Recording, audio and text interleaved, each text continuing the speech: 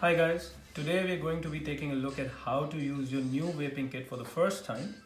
This video is aimed for those who are just starting their vaping journey, so we will make sure that this video is as user friendly as possible. In this video, we'll be covering every aspect of Forbidden Dagger. This is a beautiful vape that we've got here. So let's do the unboxing.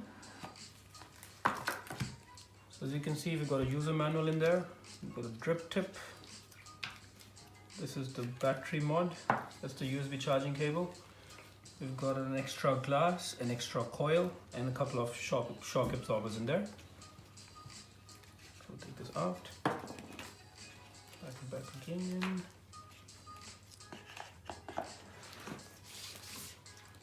So before we set this up, I want to show you guys as to how we change the coil in this one. So we'll unscrew it from the bottom here. Comes out like that. This is a powerful vape, so it's got a big coil.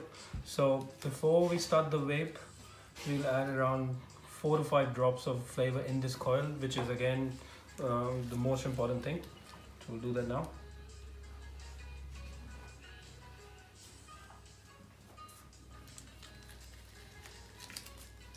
We'll screw it back up again. Whenever the coil dies, we'll again unscrew it like this, change the coil and put the new one, prime it again, and then we're ready to go. Screw this back to this battery mod. If you don't screw it properly, if it's not nice and firm, the vape might not work. So just make sure that it is.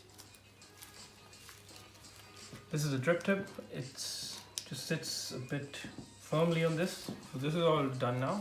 Now how do we fill the flavor in there?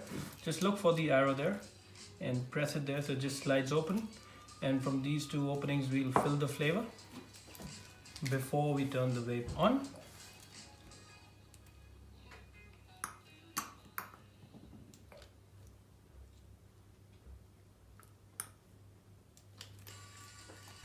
So we filled this now, we'll slide it back again.